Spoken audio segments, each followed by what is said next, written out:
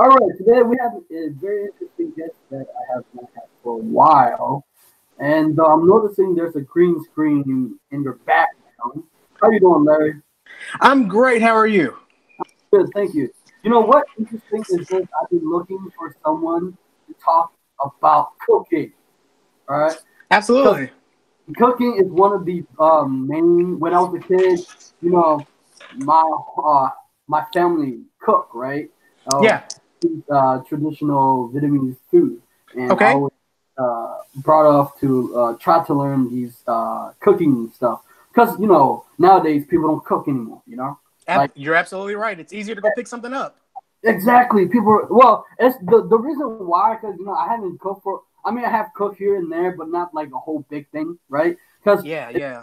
time consuming, right? Because I get pissed off sometimes when I cook a long time, and I'll be rushing food. But what makes you stand out is very interesting that you have a life coaching and home cooking. Can you tell me about that? But before we talk about this, can you introduce yourself to the audience? Absolutely. So I am Larry Armstead II. I am a spiritual coach and I am a home cook and an author. I'm releasing my first book called Where's My Pizza? And that'll be out on it'll be out on December the 14th. It's available for pre-order right now on Amazon. Or you can go to my website at larry-armstead.com. And the book is just simply about using the art of expectation or the power of expectation to create the life that you've always wanted. So often we hear about, it's the law of attraction. It's the law of attraction, but it always felt like something was missing for me in that. So I heard during my daily meditation, I heard, in life we don't get what we want, we get what we expect. And once I heard that, I began working with people on setting expectations. And that's how this whole book came to be. And also in the back of that book, I have about 12 to 13 different recipes from regions all over the world. It's just different pizza recipes. So as you're reading the book, you can enjoy the pizza. So you're not saying, okay, where's my pizza? Can I have some? As like you actually have recipes in the back of the book where you can create all kind of awesome pizza recipes. So I'd love to see you guys get that book and just enjoy the power of expectation to create the life that you want. Thank you so much for that beautiful intro for you. The only reason why I don't do intro because I'm not good at it, but I like other people do it. But the thing is, people forget, right? Because the people forget that we are human beings, right? Think Yeah, about this. People always ask me to like go to their website. It's not being mean, or read their book, but people forget it's not about. For me, I need dopamine rush, but it's human connection, right? People absolutely. People forget that when you first come, what do you do when you come and ask a stranger? You ask them a bunch of questions that you were curious, right? Yeah, absolutely. But people forget that. So let's talk about how did you get in? Because this is all about the things that you're doing. Yeah, yeah, yeah. We can talk about spiritual stuff too. This Okay, all time, whatever, okay. and we're gonna talk about your book. Um, Now, how did you get into cooking or pizzas and stuff like that? Where can you tell me the history and how it happened?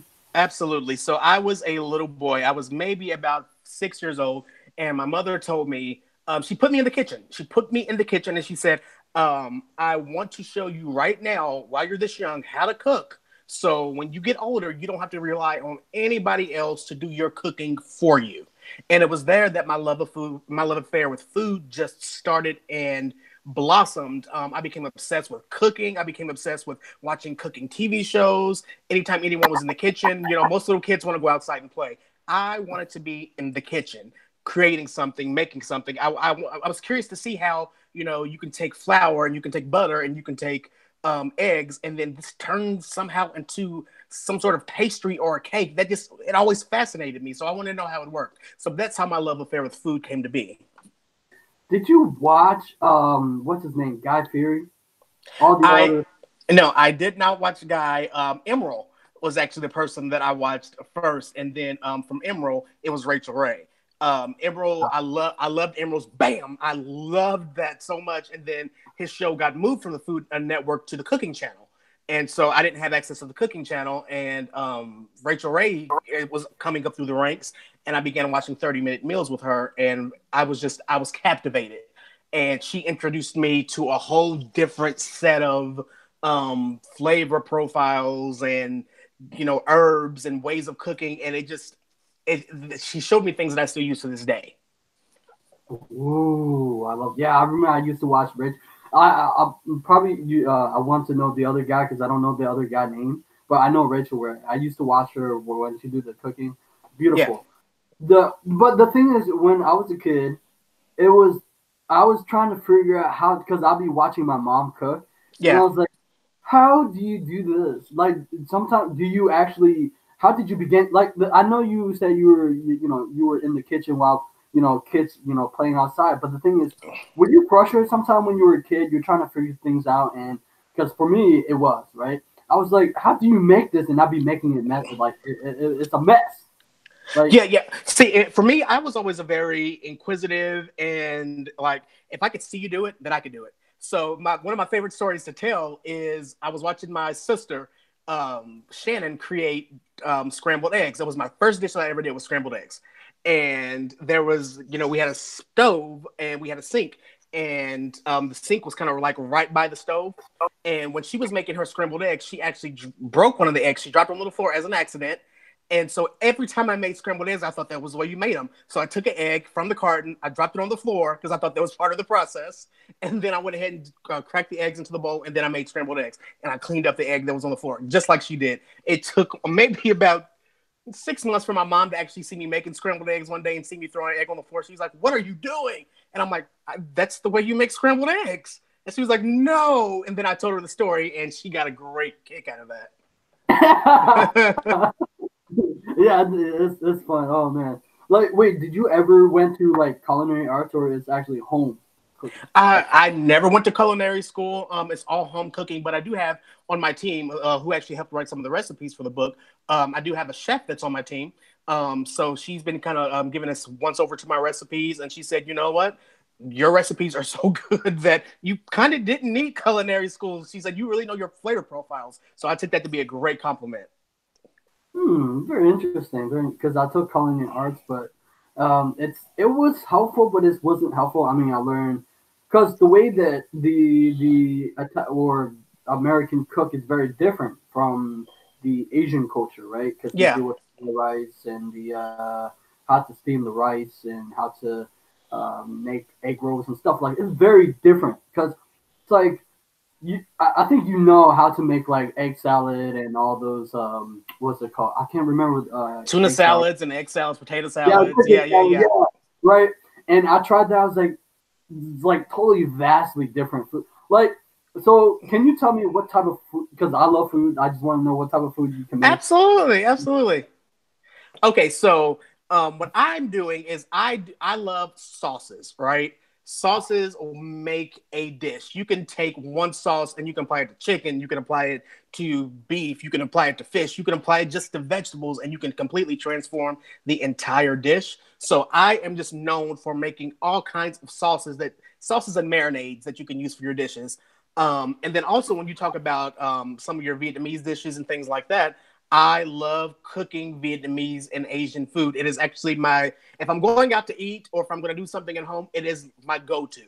It is even above American food, it is my number one food to go to.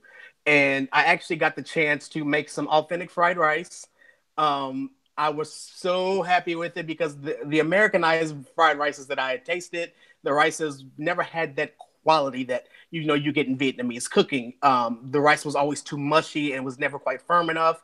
And so I sat there and I brainstormed and I did a little research, and I took just regular rice. I did not go to our Asian market, which is just right up the road from me. But I took the rice that I had. I took the rice that I had and I spread it out thin on a cookie sheet in an oven that was about 250 degrees, and I just dried the rice out for about 20 minutes. And then I went ahead and tossed it with everything, and it was perfect with the sesame oil and with the scallions and everything. It was perfect. And I was like, this is what I've been missing. So yes, I love doing Vietnamese and Asian foods as well. That touched my heart, man. Thank you, man. No, so here I remember in my memory, right, back in the day when I was in boarding school and I took a trade school for culinary arts, right? Yeah. And it will piss me off. Like all of these guys are trying to make fried rice. I was like, no, that's not how you make it.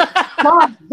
And then I have to show them this is how you make fried rice, okay? Because for me, I make a little bit fried rice a little bit different from people. Mm-hmm. It had to be balanced, right? Like some people do it with salt and but I balance out with a little bit of sugar. It's not. Some people think it's weird, but it created a balance because some people would not put. Because I remember back, I was working at a Japanese restaurant. Yes. Yeah. Yeah. I one of the he taught me how to make sushi, but people like one of the chefs make it too salty for the fried rice. But do you when it comes to cooking, I don't know if you have to does it take long for you or like do you get pissed or like it's how do you because you have to if you're cooking for a whole bunch because you're cooking for a whole bunch of people like it has to be quick and so how you deal with that? With me, I grew up in a family. I was the youngest of 6, but there were 8 people in our house with my parents. So I have never learned how to just cook for one person or 2 people. Anytime I cook, it is a large meal.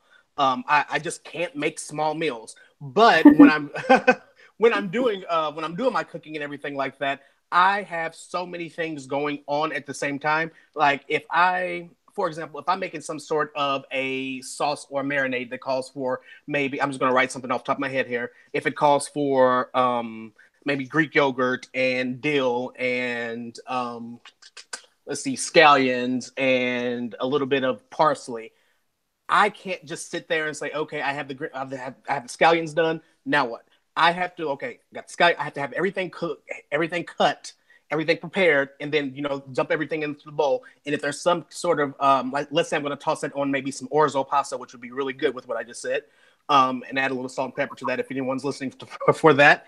But if I'm going to toss it in orzo pasta, I also have the pasta pot boiling with water while I'm preparing all that other stuff. So I'm saving myself time instead of chopping stuff, sitting in here waiting for the water to come up to boil. I'm kind of thinking ahead. So when you're cooking, a good tip is always to think ahead. So kind of roadmap your meal in your head. So if you're going to be, putting something on the stove, we know that pasta is going to take a while because that water has to come up, or potatoes are going to take a while to boil. So that stuff should probably go on first. If you're going to be cooking with seafood, that stuff cooks really quickly. So you can kind of let that hang out for a bit. If you're going to be cooking with a thick cut of beef, for example, you want to probably get that on really quickly and maybe get your oven on just in case you want to cook that all the way through in the center. So it's just about kind of road mapping where you're going and then seeing, okay, what do I need to do first? So you don't spend 3 hours in the kitchen. You can get out of there in, 15 to 45 minutes. Oh, that's a good tip, man. Thank you. Yeah, man. Yeah. You're very welcome. I noticed. What's up with the green screen? So the green screen is I'm creating a couple videos for my website, and I wanted just to add a different screen to the back. I've never messed with the green screen technology before, so I went down to just the local fabric store and got a piece of green cloth and just been messing around with it to see what I come up with. Okay. So I'll let you guys know when or if I'm going to use that. Well, I mean, but you do have a couple of videos, right? Yes, absolutely. If you go to my website at larryarmstead.com, you'll see all that stuff there. I will after we're done with the interview, I can just send me a couple of like links and I'll send them put it in the description on my YouTube channel, so that'll be great. Absolutely. What was it? What is your favorite food, or do you have any? I love Asian food. There is probably what type though? Okay, so I love Japanese food. I love Japanese food. There is a salad that I've had, and I've been trying to replicate the recipe, and I'm so close to getting it right. There was a restaurant here that is now closed, but they used to serve it in a martini class, and it was seaweed, and it was a cut of fish. It kind of tastes like salmon the way the texture was, so I'm thinking it was salmon. It wasn't smoked or anything. It was just raw salmon with seaweed, a little bit of sesame seed, and a little maybe tobiko on top. And Tabiko? yeah, yeah, believe it What or is not, Tabiko? it's Well, I don't. yeah, it's just Tabiko. From what I understand, is just the those little red fish eggs that you get on top of sushi. The sushi Oh, rolls. Yeah, yeah, yeah. yeah, I know. Okay. Yeah, so they had that on top of there. Then there was this awesome ginger sauce that they put on top of there, along with some type of soy. And I'm thinking it was like a tamari, that aged Japanese soy sauce. But I cannot replicate it. I can't find a good tamari around here to actually do that with because I mean the sauce had a bite to it, and I've been trying to replicate that salad because it is a refreshing salad, and I just really loved it. I mean, it also had cucumber in it as well, and it was an amazing salad. And I'm so close to replicating it. If I can get a good tamari, I think I'll be on it. I'm just like you, man. I've been trying to like. Okay, so I know how to make a couple of sushi. I don't like. Sometimes I don't do raw sushi because most people would say. I would ask them, why don't you like sushi? They say because it's raw. But the thing is, I want to bring people in. And it's like you don't have to do sushi raw. You can Absolutely. you can do fried rice. You can do like really just anything, but it can be cooked, right? Yeah, yeah. So I know how to make tempura sushi, but one thing that I want to do is eel sushi, right? Because eel is one of my favorite sushi, but I can't find the those type of sushi or a soft shell crab that I want Oh, to. I live for soft shell crab. Oh my gosh, that's one of my favorites. Yeah, I'd be because back then I used to be a kitchen helper for the Japanese restaurant for the chef. I used to create like tempura shrimp and soft shell crab for the sushi chef. Yeah. And after I'm done, I'll be eating them. I was like, bruh, this is good, man. I was like, yeah, man. This is Yeah, what I yeah, put yeah. me on it. But yeah, what was it? Can you give us tips of how to do you taste your food? I absolutely do. That's the only way you're gonna know if it's good, right? Yeah, but Um, sometimes, but sorry to interrupt. But sometimes people don't taste their food. But yeah, go ahead. you should always taste your food and make sure you always do it with a clean spoon. I keep in the kitchen just for tasting metal spoons. And so if I dip that spoon down into a pot, I taste it. Okay, it does need salt, it needs pepper. I'm putting that spoon into the sink. I'm not dipping that back into the same pot. I'm using a fresh spoon each time I go back into the pot, right? But make sure that you always taste your food because you can oversalt, and it's a lot easier to undersalt something. I always say if you think you're putting too much in, then listen to that because you might be. Salt half of what you're thinking, taste it. If it needs more, put more in. You could always put more in, but you can never take it out.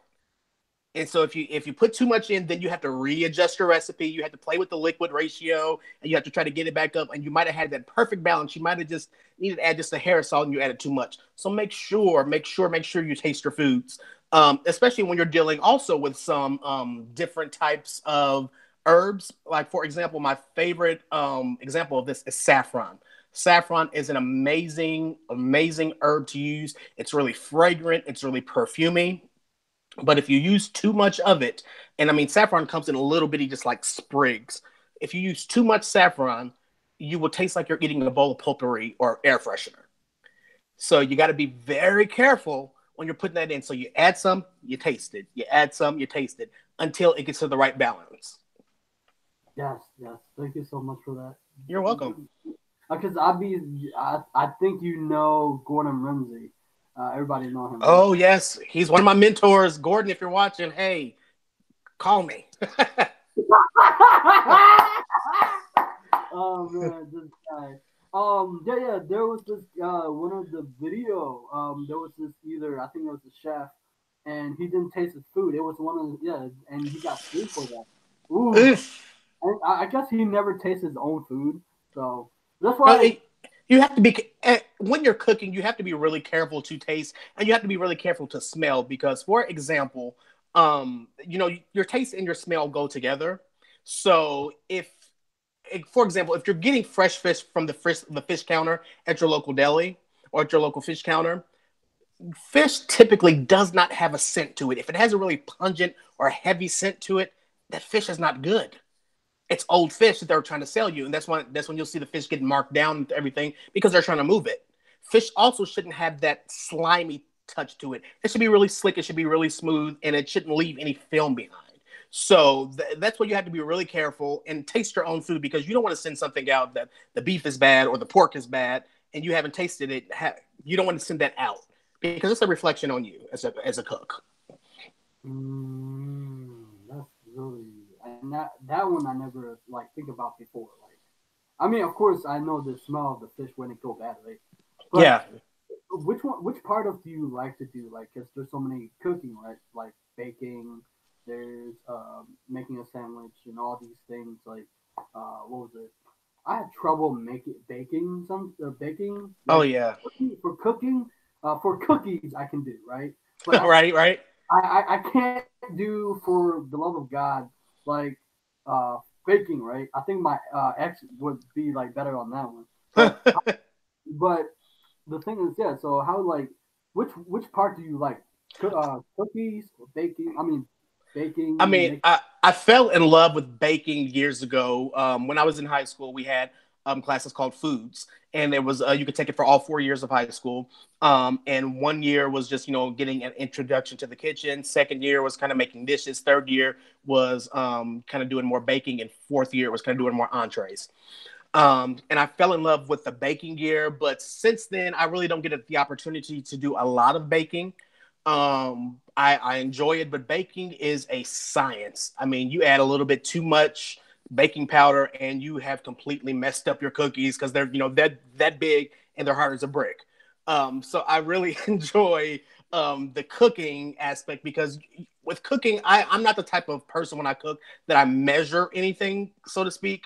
So when someone says, what's your recipe for this, I can roadmap it for you, and I can give you about what I'm using for these things. So when I've been writing these recipes for this book, I've been paying special attention to that. But typically when I'm cooking, I like quick things. I like marinades. I like sauces because, like you said, we don't have a lot of time. We're really, really busy.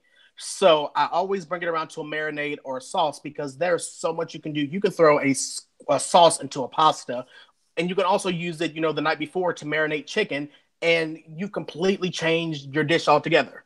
So that is, I enjoy the on top of the stove cooking more, but I really do enjoy baking as well for just the accuracy and the precision of it. Wow, wow. Well, I mean, at least you enjoy cooking. That's why we're here. But the fascinating thing about you is, where the spiritual thing came into be. That's the interesting question that I want Oh to yeah, yeah, yeah. So if I actually have two websites. The other one is parallary.com. And there I offer tarot readings and things like that. So kind of a short story of what happened is, back in 1999, my oldest brother passed away. And before he passed away, I had a vision of his death about a year before it happened. And I told people about it, and, people were just understandably, no, don't say that. No, you'll speak that into existence. Well, it wasn't something that I was looking to speak into existence. It was a vision that was just happening. And then from then, when it actually happened, the visions and everything became more frequent. And this is 1999, so the internet is still a little baby at that time. So there's not a lot of information there.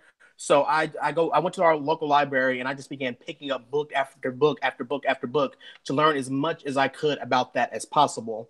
And that's how that all came to be. And from there, I realized that I had studied a lot, I had done a lot, and I was full of a lot of spiritual wisdom.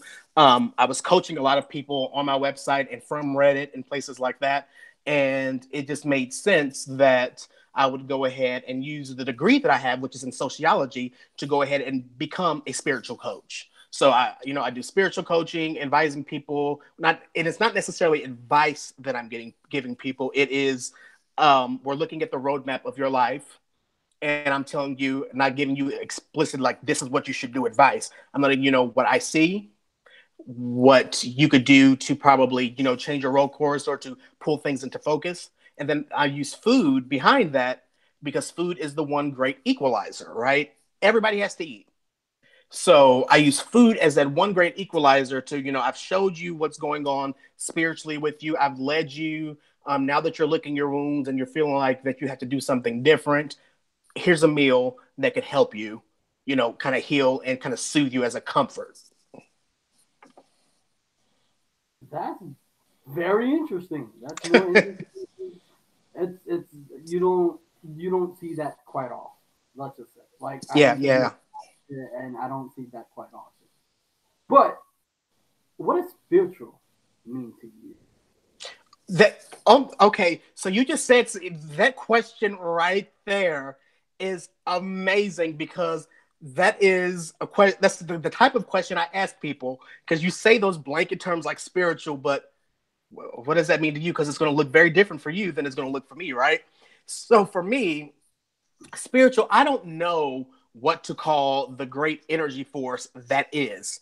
In the Christian tradition, it's called a God, and maybe the Hindu tradition is it's given several different names, and maybe the paranormal community, it's called the universe or things like this. Whatever that it is called, however you identify it, it doesn't matter to me. Spiritual is your connection with the source of all that is and how you're navigating this lifetime using the source of all that is. So I don't care what you believe. I don't care what religion you are. There's validity in all of it. There's validity in all of it. So I'm not saying, oh, you must be a Christian or you must be a Buddhist or you must be this. I don't care what it is that you believe. It's just your connection to the source of all that is. I love it because so many people get stuck and hung up on this that I'm a Christian and I was born and raised as a Christian, or I was Absolutely. raised as a Buddhist because I was Buddhist, and I you were studying all these spiritual and stuff happened to you and you read all these same thing as me. I noticed that you don't have to stick into one religion. Too many people think like just because I was born in this, I have to stuck this from the whole. No, you don't.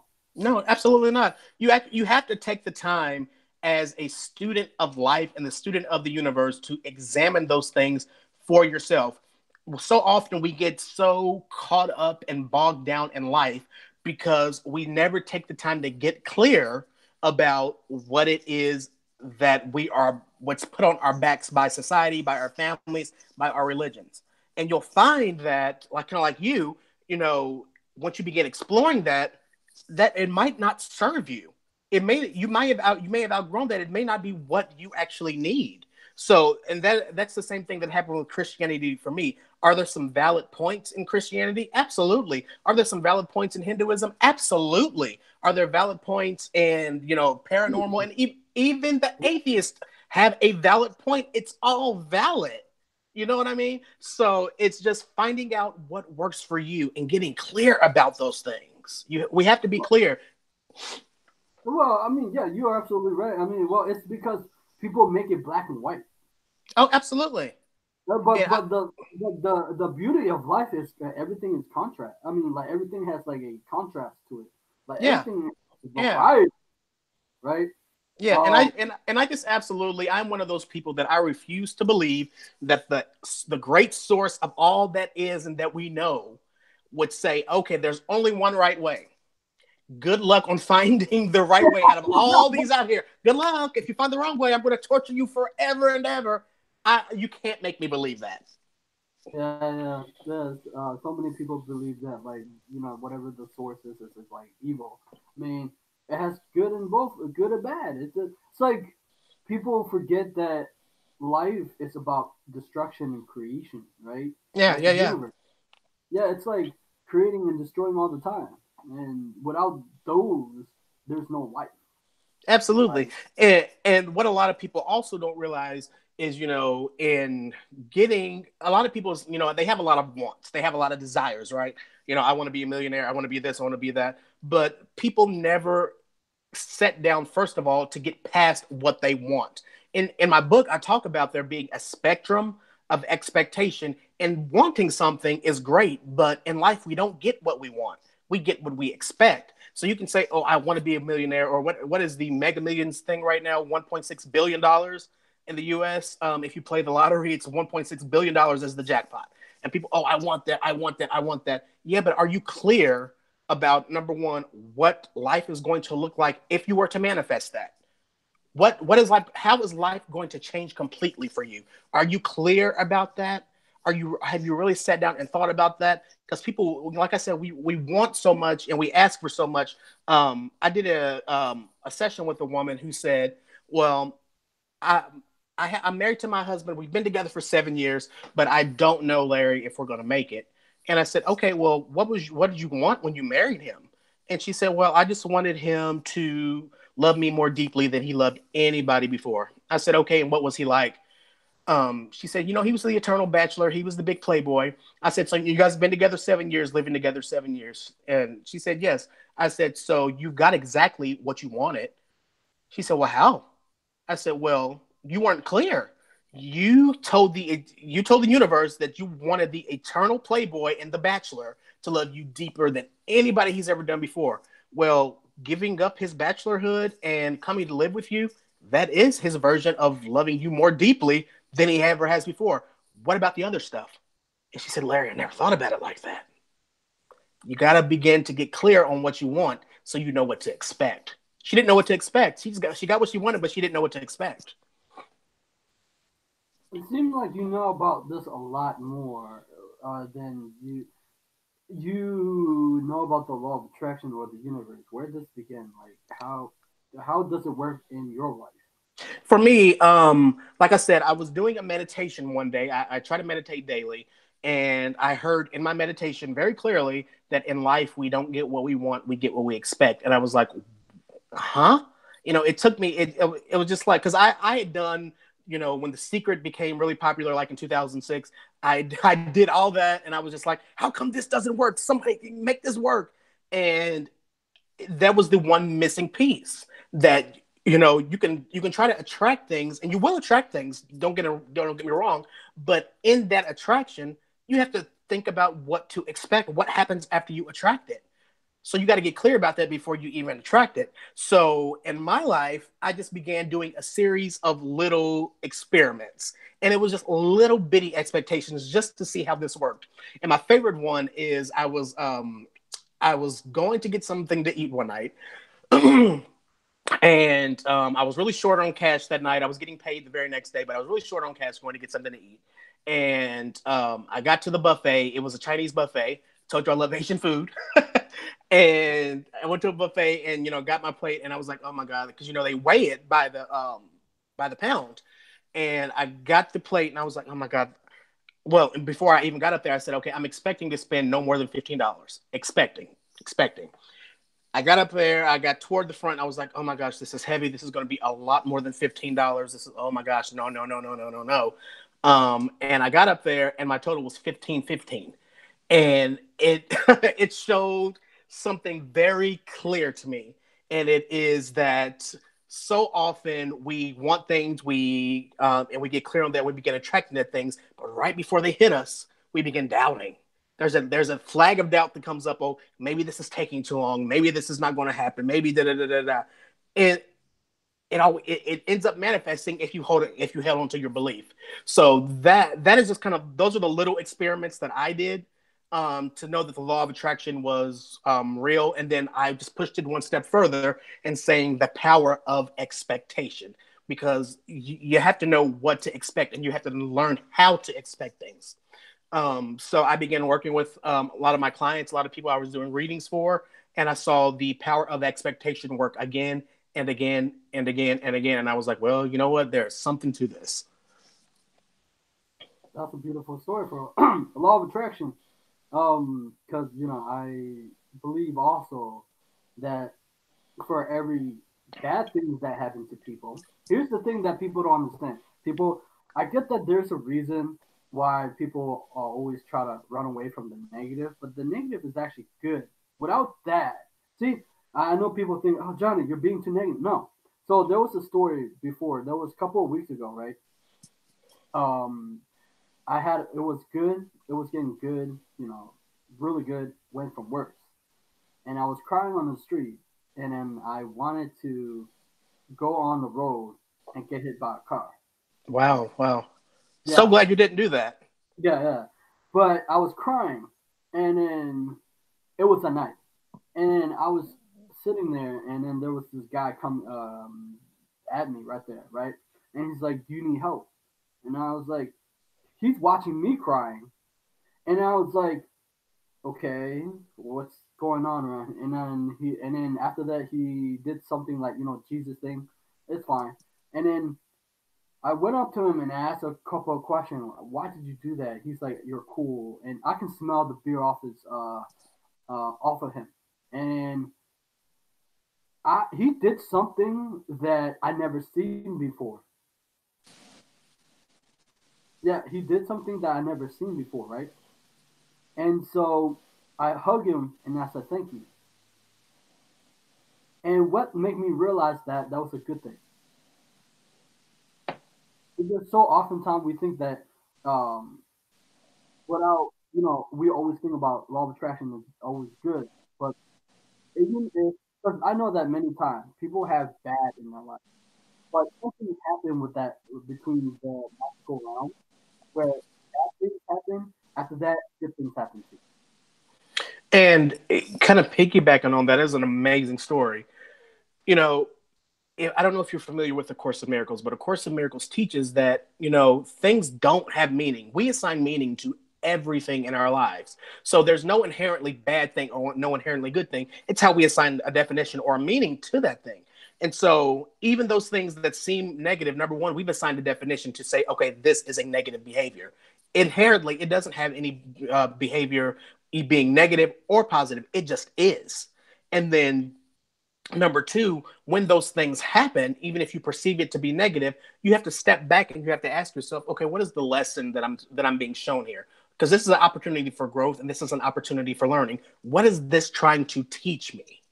And once you get out of your way of being victimized by your circumstances or your experiences and ask what is it that this is trying to teach me because it inherently has no meaning, then your world will begin to open up and you'll begin to be able to see things the way that they actually are.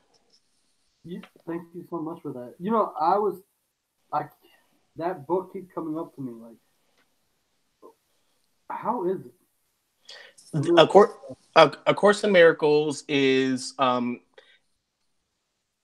seen it's a long it's a long read. It's a very long read, but it's one that you have to take your time with. It's not one that you can just I'm going to get this read in 2 weeks. You can absolutely get it read in 2 weeks, but you're not going to absorb what they're saying. I've been reading the Course of Miracles since the top of the year.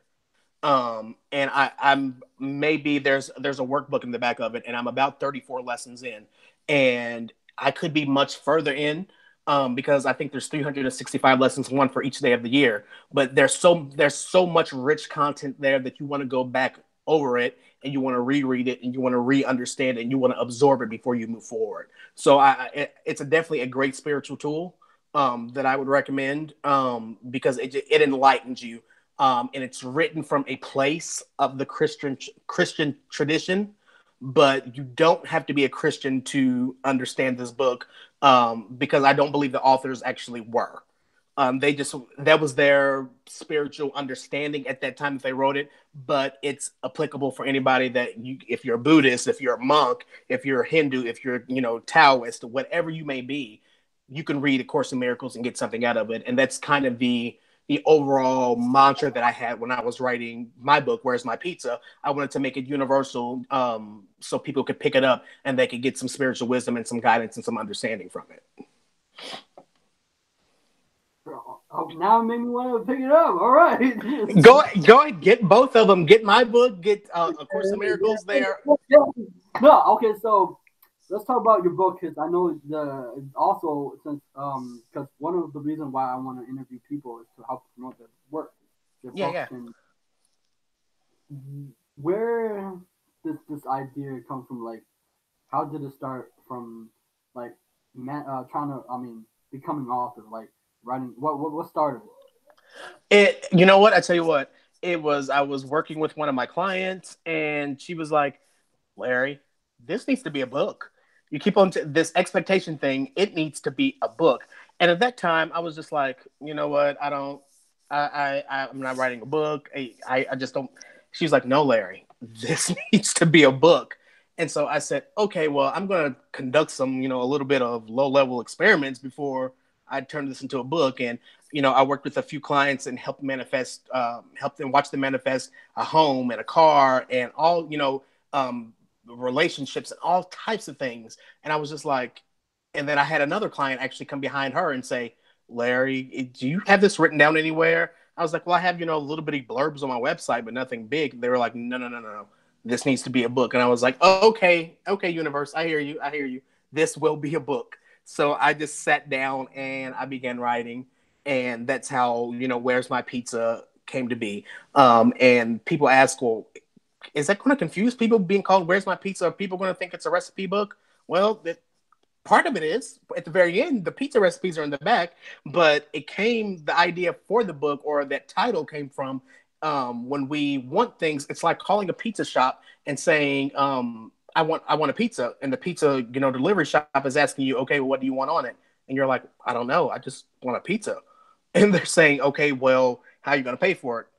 I don't know. I just want a pizza. Well, where are we delivering it to? I don't know. I just want a pizza. And then you hang up and then you hang up and you look out the window 45 minutes later and you're like, where's my pizza? Or you weren't clear about your pizza. You didn't know anything about your pizza. You didn't know what you wanted on it. You didn't know where it was going to be delivered to, how you were going to pay for it. So that is how this whole idea just kind of springboarded. And that's how the book got its title. Where's my pizza? Where's my pizza?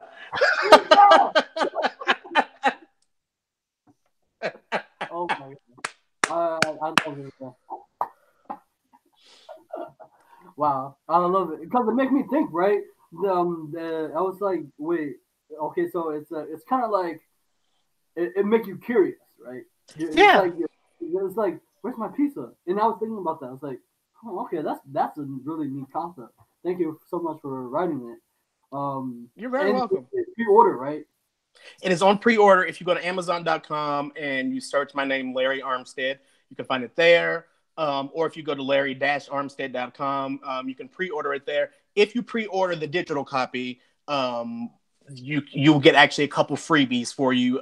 There, I have a meditation that you'll get that talks about the power of expectation and shows you how to manifest that. And then there's actually a recipe for an awesome Canadian poutine pizza. And if you're not familiar with Canadian poutine, poutine is a traditional Canadian dish, and it is typically French fries topped with awesome brown gravy, topped with mozzarella cheese. Amazing. I had it maybe 2 years ago. I'm visiting some friends, and I fell in love with it. And I was like, you know what? I could take this and hijack this and turn this into a pizza recipe. So I turned it into a pizza. I turned it into a pizza recipe. So if you pre-order the book on Larry-Armstead.com, you'll get that recipe, and then you'll also get the freebie of it's called the Power of Expectation Meditation, led by me. You'll love both.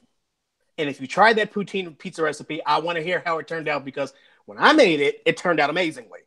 And it was delicious, and I kind of ate the whole thing by myself. But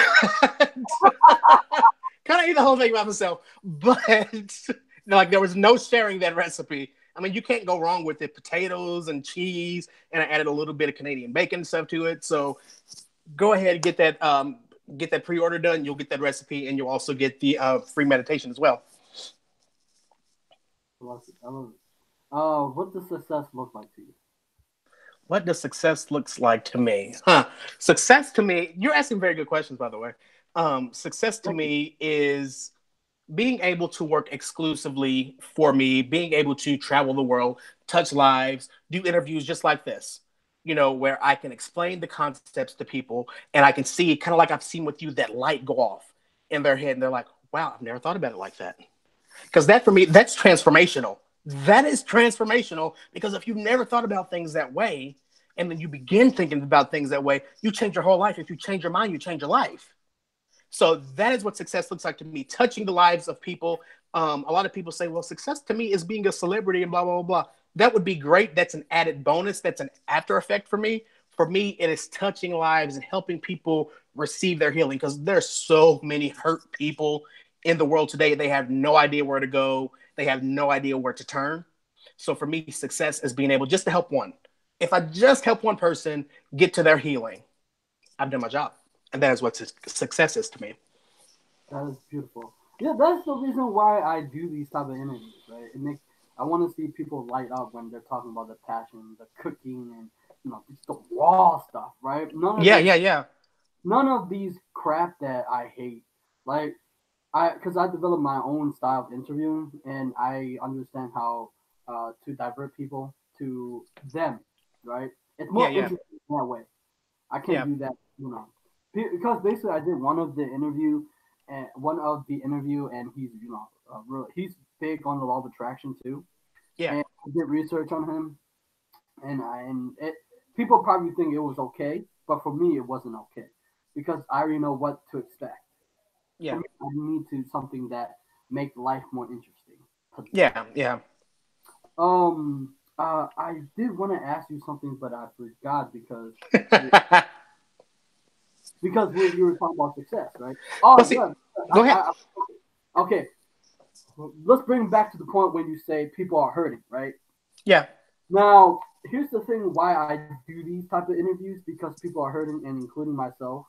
And sometimes people, as they become adults, it's a very different world that we. Yeah.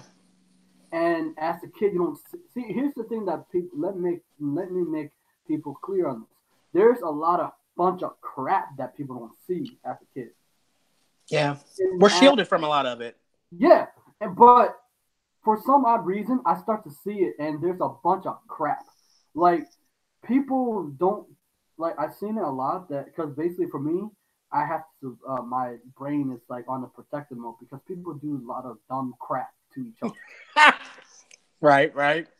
And so that's why I ask, because I go out and I ask a lot of bunch of strangers, because especially I ask older folks, how do you deal with people? Because every time I ask them, I was like, do you believe in good in people? Right? They said, yeah. Right? There is good in people. There's also bad. What do you believe? Like, since they're hurting so much, how do you get a person to heal? I don't believe that there is any bad in people, and you're going to be like, oh my god, what about people like Hitler and stuff like that? I really don't, and I know people are going to. I don't believe there's inherently bad in people. What I do believe is when people behave in a way that is perceived negatively, or they do negative things like he did, it is a place crying out from your inside, from that inner place, that there is a lack of love, and there's a lack of love, number one, for yourself, and there's a lack of love for other people.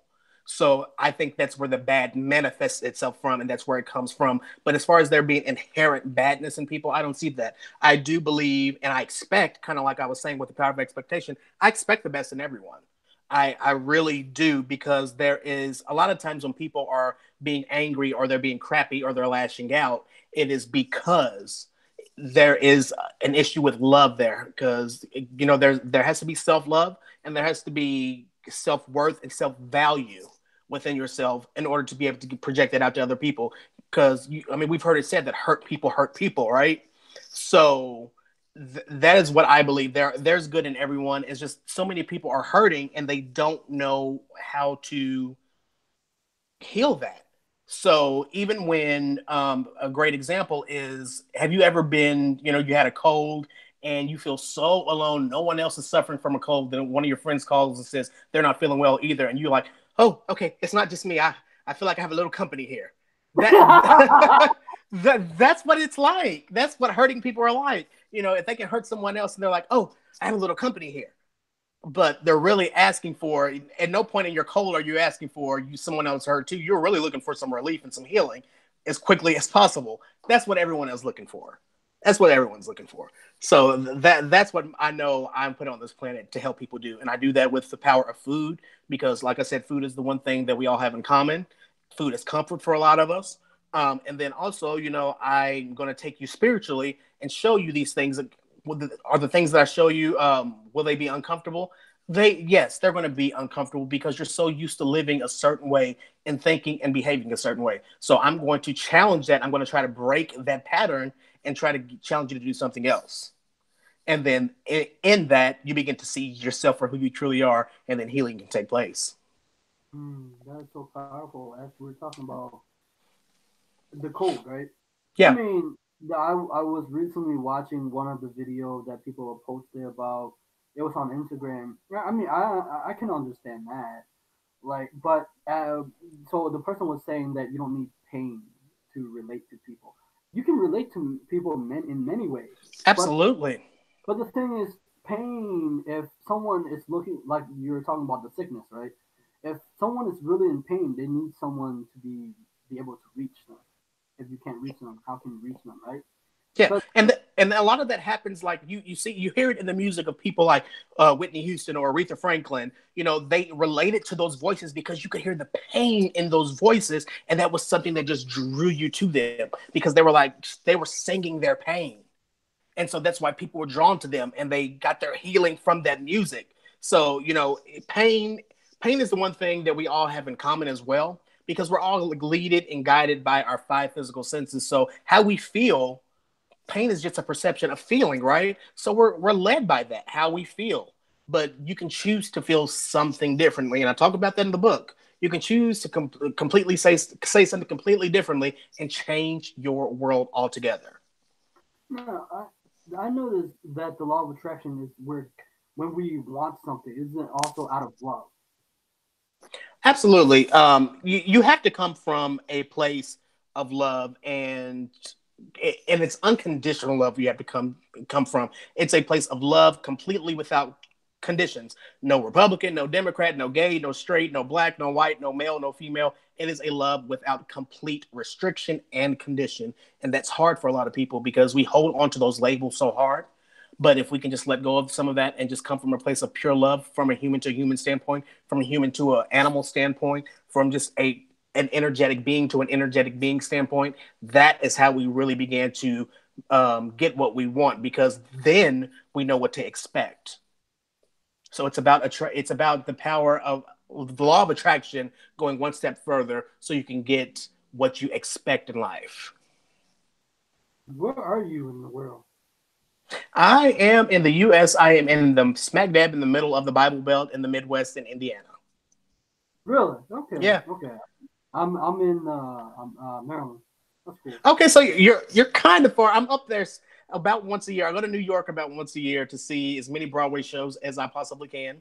My record has been 8 in a week. It's like two a day, two a day, two a day. Yeah, my record's been 8. Oh, Say as I was thinking about a lot of things, you read.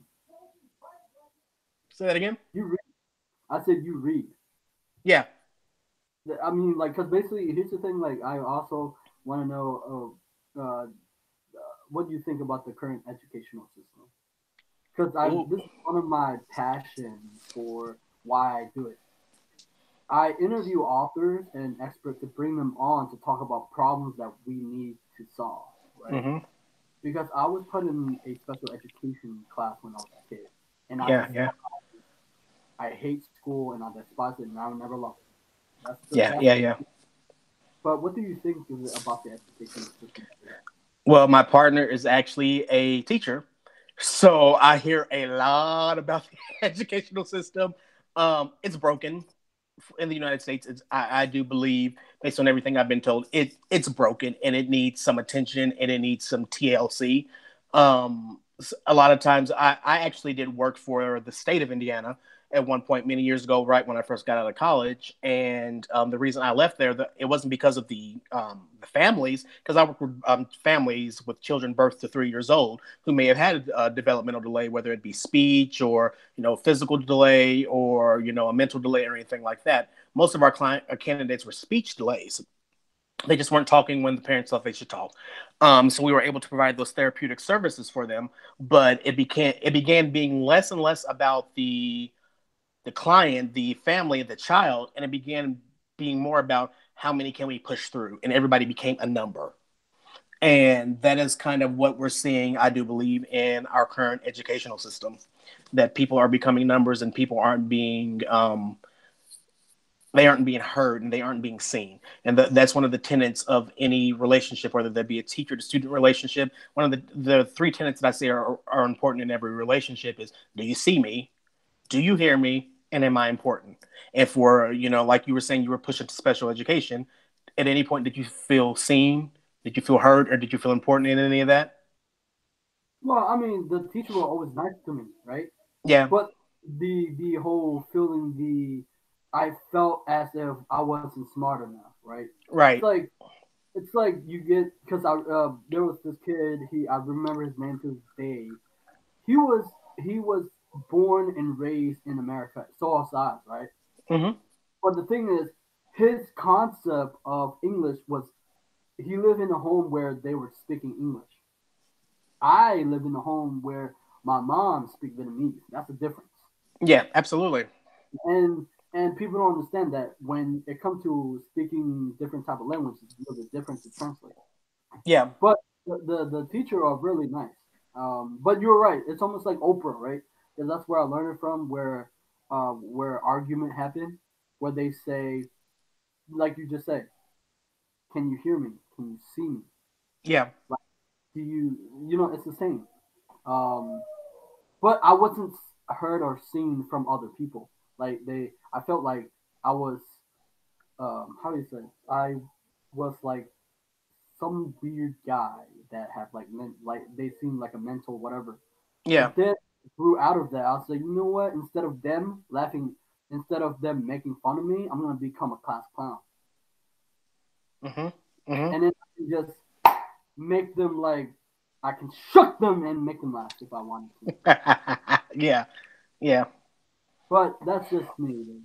And it's But the thing no is, what's so funny is that is when I talk about the power of expectation and Where's My Pizza, that you did exactly that. You saw something that you wanted. You did not want to be seen as someone that needed help or someone that was lesser than. You wanted to be seen as something else. So you began expecting something different for yourself. You expected to be okay. I'm going to expect to make them laugh.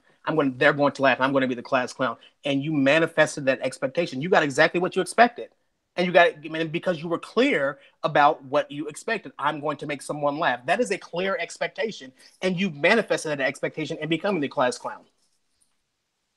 self fulfilling prophecy. I like that. I like that. I Yeah, like that. absolutely. Yeah, I like that. See, you're good already. I love it. I love it. Oh, um, I like your personality. I can tell by the way that we talk. I love it. What are you, like introverted or extroverted? What are you? Okay, so that's a really good question. I Um, tell, I cannot tell because basically, see, I'm an introverted, but I like to talk. yeah. I don't know. That's a really good question.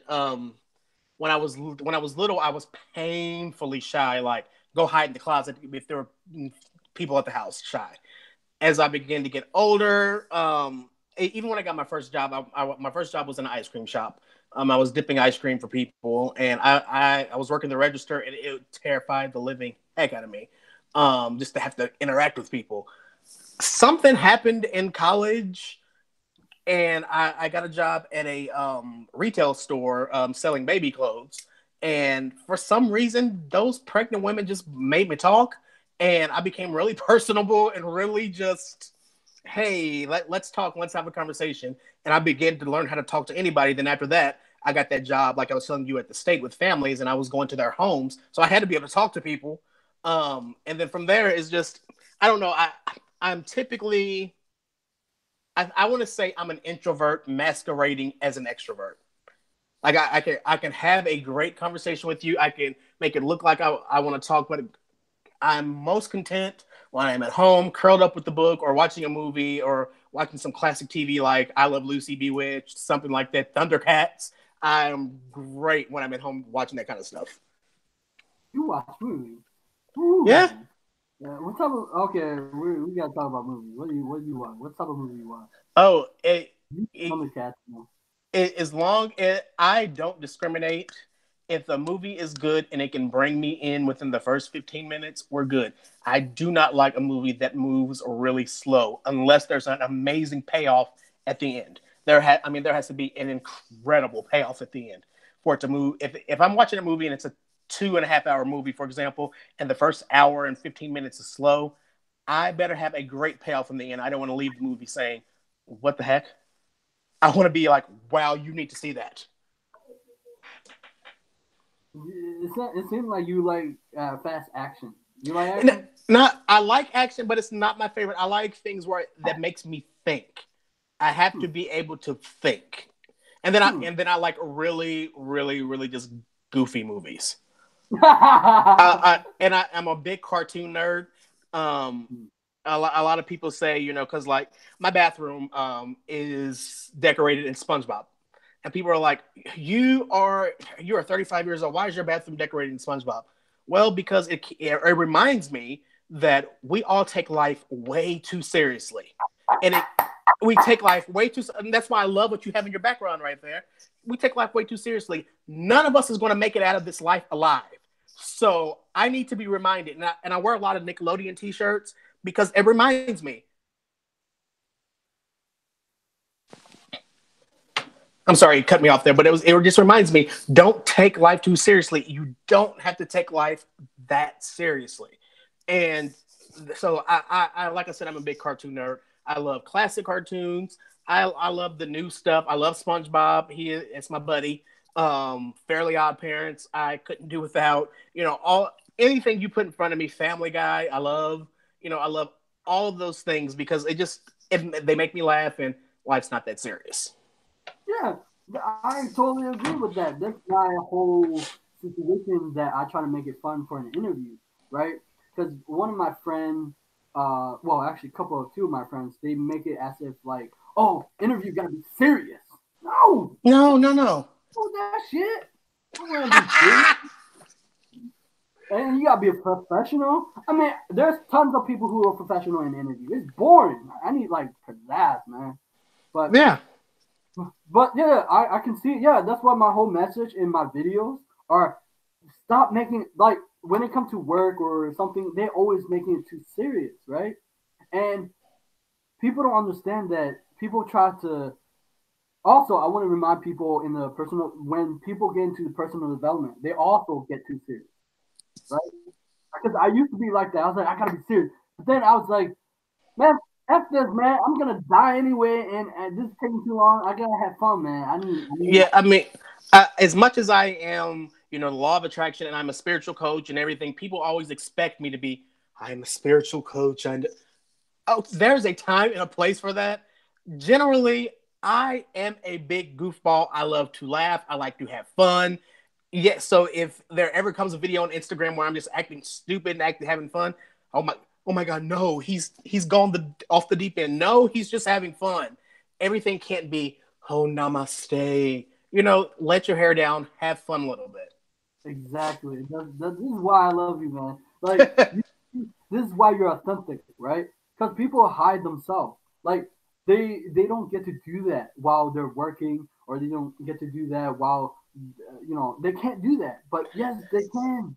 And see, and that's the thing I always try to tell people. I'm like, I don't have time to pretend to be someone else because I'll screw around one day and forget to be that person and be who I really am. So it's just easier for me to be who I am from the beginning. And this is what I am. Love me or leave me, but love me because I love you. Yeah. The one thing that people because you know how like you watch SpongeBob and stuff like that. Yeah, I want to the audience that there is somewhere in your childhood life that you have this thing that you. So these things that I have now, I recollect them because it gives me a memory where it's a trading card game, and I used to play with my friend, and I want to bring that back, and it gives me long term pleasure, right? But I collect it for the art. The art is amazing. Yeah. But I wanted to tell people that there is something where people have collect things when they were kids, and you got to bring that back. You have to know what makes you happy. So many people say, "Oh, I just want to be happy." Well, what does that even look like for you?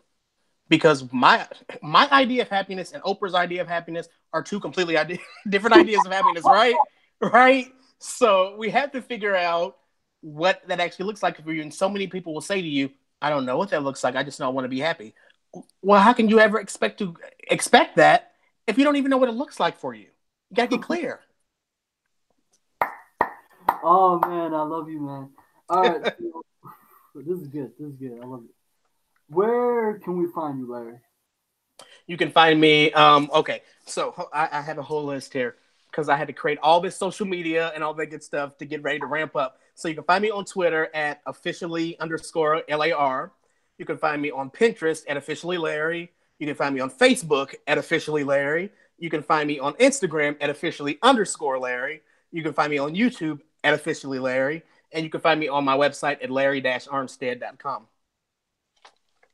I think that's everything. Yes, thank you so much for this. This is where you found me. Here's the thing. Good thing that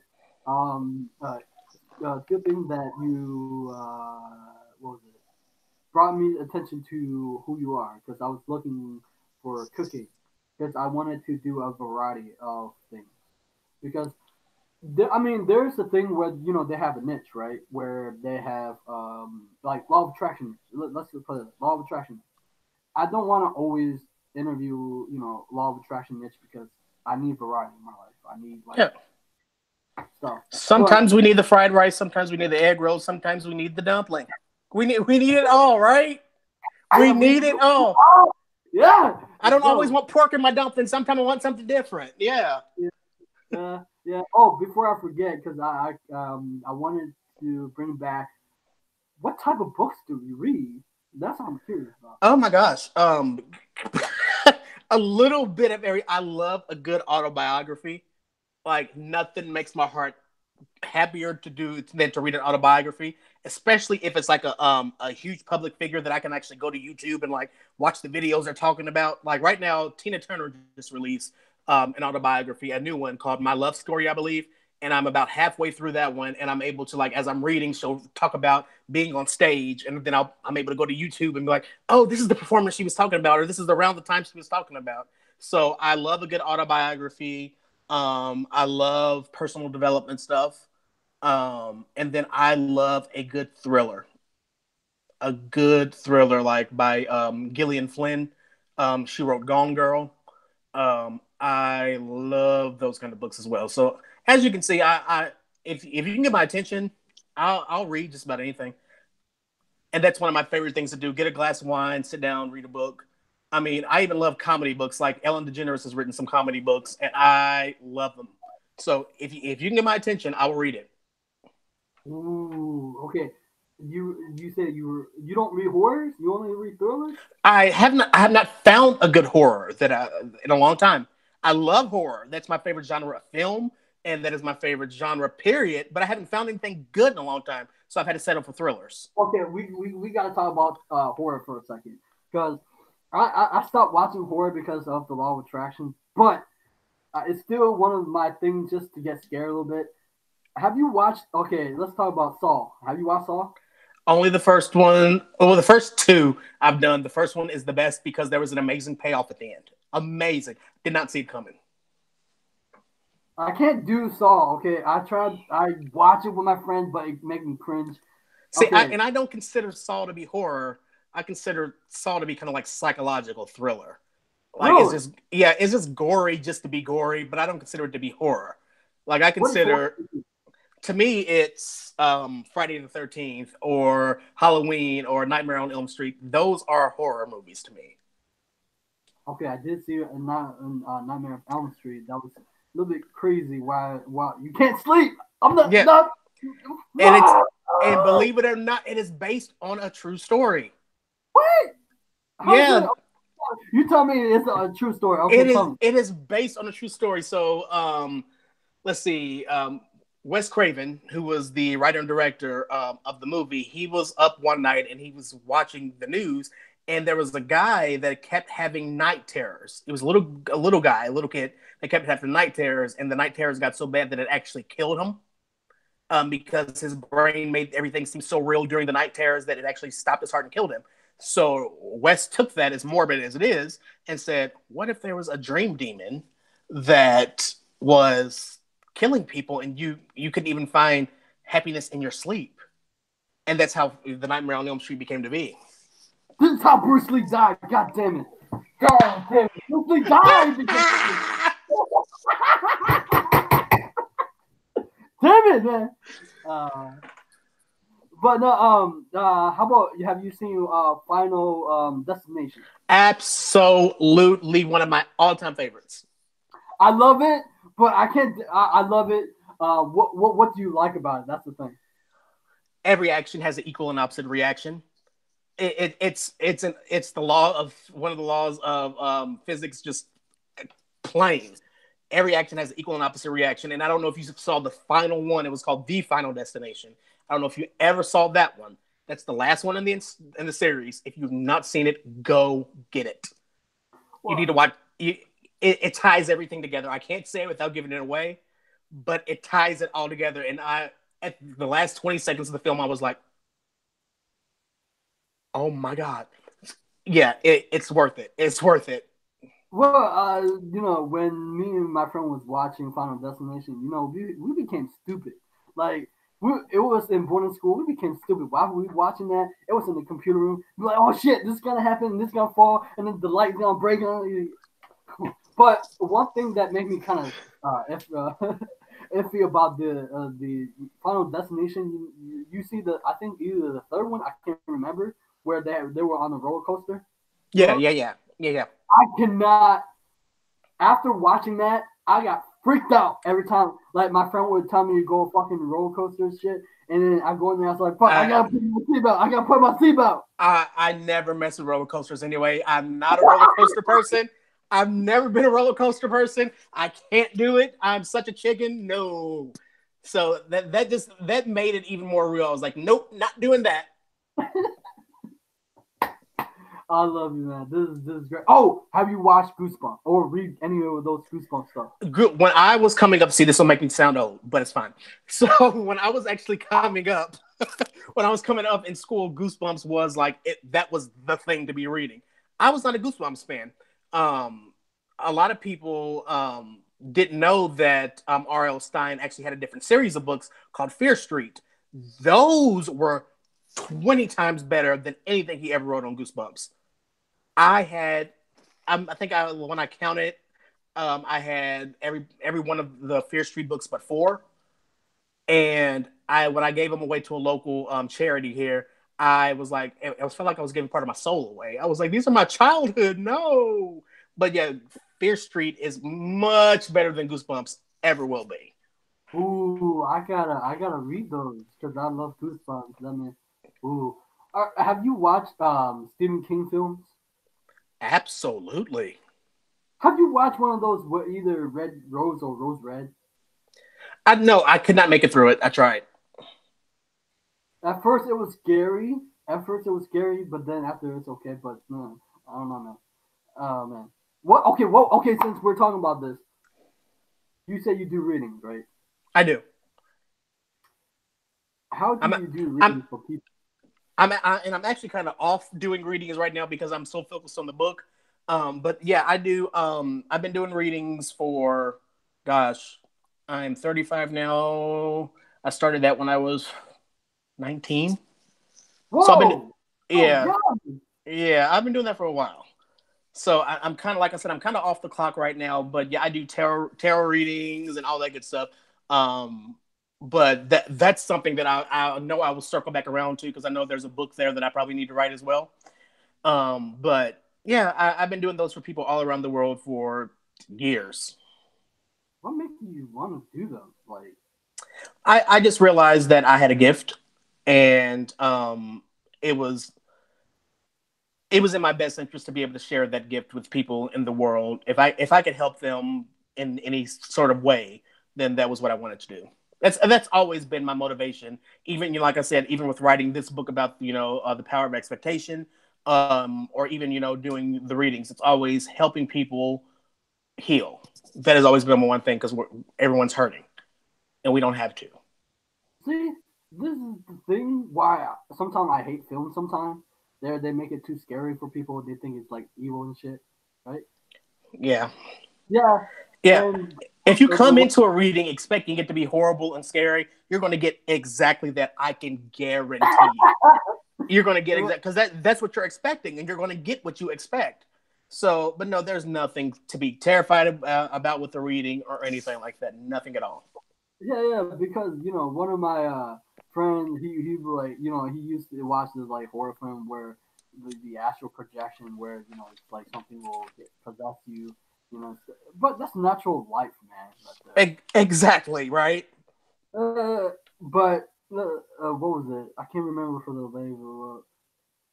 Do you believe that people have this gift within them? Well, what gift is that? Psychic. Absolutely. We're all born psychic. We are all born psychic. And what happens is we begin to lose it when you're in school and you're painting or you're coloring a picture and you begin coloring it purple, the sky purple, and your teacher's like, no, the sky can't be purple. The sky is blue, and they hand you a blue crayon. They're taking they create a part of you. They're just, no, this is the way that it really is. No, that's not the way that it really is. But we began, and then society and culture and religion begins to say, no, you can't do that. You can't do that. You can't do that. And eventually we become these cookie cutters. It's kind of like they said on the TV show Weeds, little houses made of ticky-tacky, little houses all the same. We became all the same, no matter what culture you were. If you were, American, you were Christian, you were Hindu, you whatever you were, you became that little house and that little box, what they needed you to be. And it all started with someone saying, no, you can't color the sky purple. It needs to be blue like it really is. So yeah, we're all born psychic. We're all born with the ability to sing. Just not everyone's going to sing like Whitney Houston. Throughout all this talk, you made a lot of good points that people it can help a lot of people. I believe that this is like the moment to enjoy. Thank you. You're welcome. People don't enjoy people always rushing to go to work. Working for what? Yeah. No, because basically I was thinking about, don't you think that sometimes, what makes you want to work at home? I just got the job to be able to work at home. I applied to a company, and that's how their structure is set up. We work from home. But I've always just known that it was part of my destiny to work for myself. So this is just working from home in this job that I do. It's just kind of a precursor for me saying that, okay, this book is going to be, and I'll call it a #1 New York Times bestseller. I can see that, and I'm like, okay, this is just a precursor to let me know what life is going to be like when that manifests. But working from home is not for everybody. Some people need to get out of the house. I'm completely fine. I can stay in the house 3 days, 4 days in a row, in a bathrobe, taking a shower, watch a movie. I can be totally fine. My dad, on the other hand, if he's in the house for 8 hours or more, he is climbing the walls and needs to get out to know that civilization still exists. Why that sound like, I was thinking about the Legion. Have you seen Legion? I have not, no. Okay. Because it's about the angels where God is wiping out humanity. Yeah. Yeah. Thank you so much for today. And thank you for having me. I love being on your platform. Link me up so I can share this around all my social media and all that good stuff. And I'd love to come back and do another interview with you. You are the type of interviewer that I like. Yeah, everybody say that because I do make you feel comfortable, right? Absolutely. Absolutely. That's not even a real question. You sure did, yes. Yes. Thank you so much. Okay, guys. It was fun, and he's an amazing guest. Subscribe to my channel, and I'll see you guys next time. Bye-bye. Bye, guys.